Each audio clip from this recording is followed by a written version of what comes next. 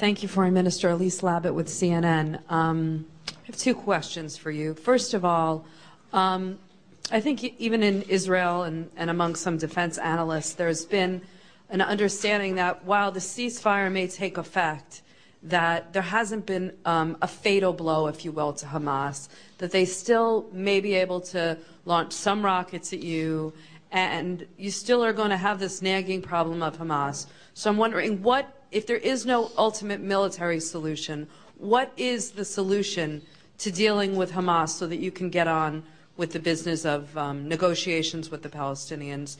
And if you could talk candidly, if you will, the last few weeks have been kind of a devastating blow to the peace process. And ultimately, of course, you would like to get back to peace, but given the situation in the region, emotions are raw.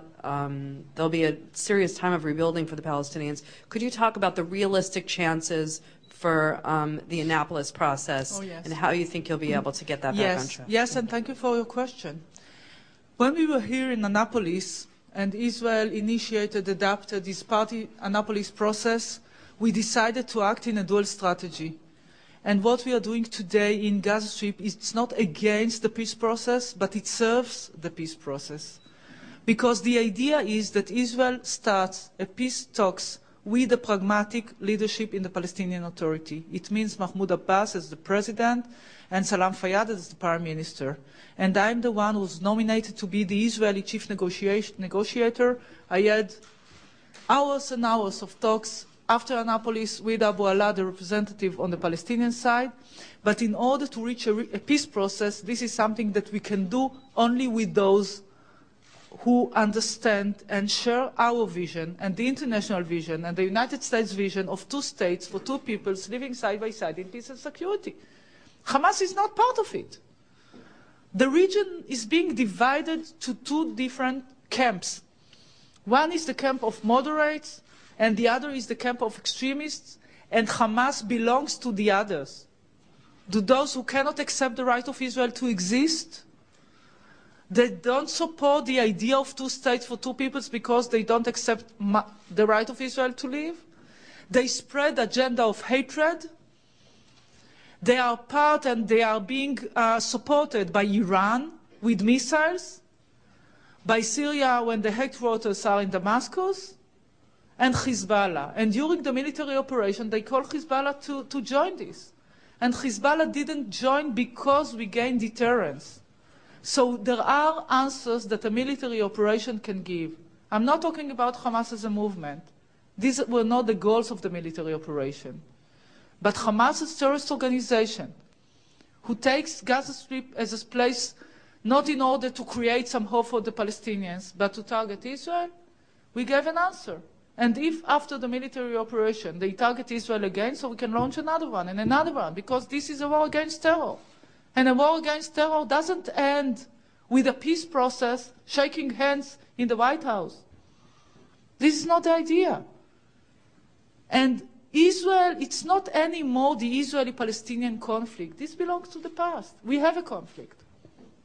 I'm not trying to undermine this, excuse me. But in order to solve the conflict, we are working with a pragmatic leadership, with the legitimate Palestinian partners. And I know that usually people are asking about the need to strengthen the moderates. This is true. But it's a zero-sum game between Haniya and Abu Mazen, between Hamas and Fatah. And in order to strengthen the moderates and the legitimate government, we need to weaken the others. This is now the conflict. On one side, there is Israel, the legitimate Palestinian government, other moderate states in the region. They don't want Hamas to have any kind of victory on this because they have their own radical elements back home. So in changing the perception of the conflict, I hope that there is a better understanding that in doing so, we can continue the peace process. It doesn't stop the peace process. It helps the moderates. With them, we need to reach an understanding about all the core issues that need to be solved during this conflict. But as I said before, Hamas doesn't represent any aspiration, legitimate aspiration of the Palestinians. So they are not a partner for any kind of peace talks. Russell Mokhiber, I believe. I'll be short. I'll try to do so with my answers. I believe about 13 Israelis have been killed in this conflict. Human Rights Watch put out a report today saying more than 1,000 Palestinians have been killed, including 322 children, and more than 4,500 Palestinians have been wounded, including 1,600 children.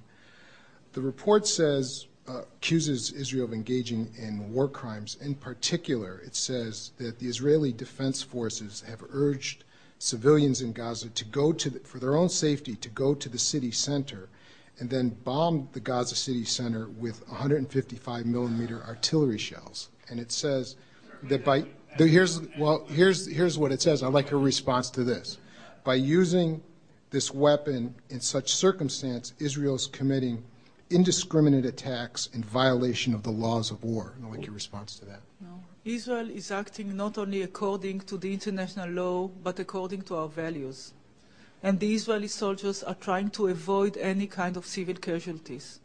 Before we started the military operation, we announced through the media, we asked them to leave places in which there are Hamas headquarters, and unfortunately they have Hamas headquarters in places in which they live. This is a highly populated place. Before targeting a house, we called. Israel made about 90,000 phone calls to citizens, asking them to leave before we target a place in which we know that we have Hamas headquarters, or a place in which they manufacture Qassam rockets to Israel. I would like to answer your question. Thank you. Now, a loss of a child is something which is terrible to any family. We are trying.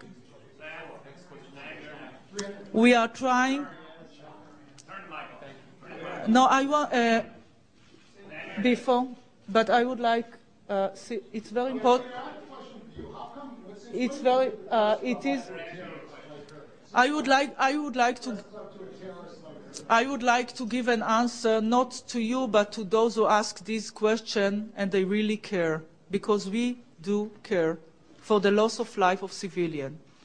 Israel shown restraint for years, for 8 years, and in which our citizens, children, were under threat and attacks. We tried to avoid this operation, we showed restraint, we entered this truce, but nothing happened.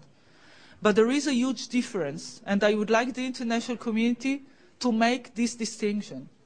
According to any international law and the values of the international community, there's a difference between somebody who killed deliberately, a murderer, and between somebody who killed by mistake.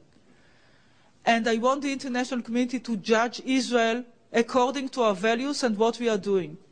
And during this war, we try to avoid civil casualties, but these things happen, especially when Hamas is hiding among civilians.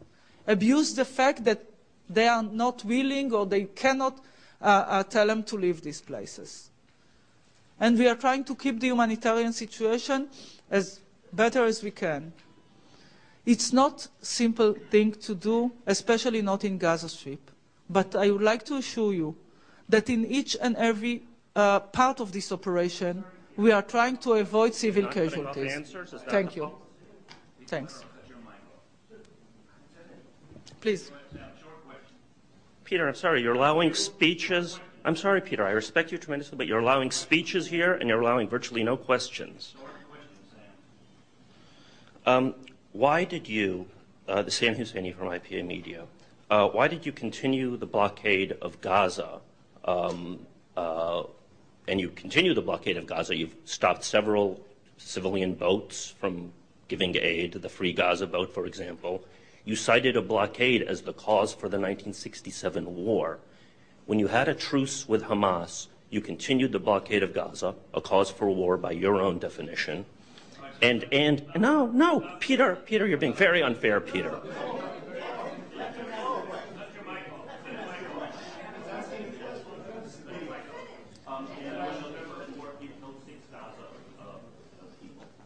Why did you do that? Why did you, in effect, kill the ceasefire with a blockade and the November 4th action? The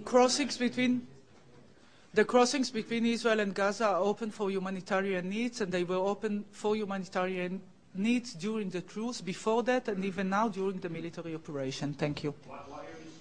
I think that you asked for short answers.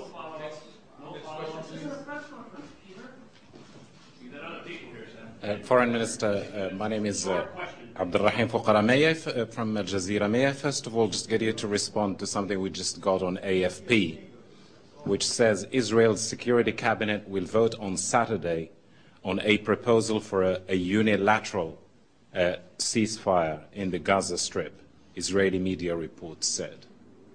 Is there any truth to that, as far as you know? I'm a member of the Israeli cabinet. I'm sure that I'm going to be invited. The Israeli cabinet will vote according to the Israeli interest. And let's wait for the cabinet meeting. A question about Mauritania and Qatar. It's not a question.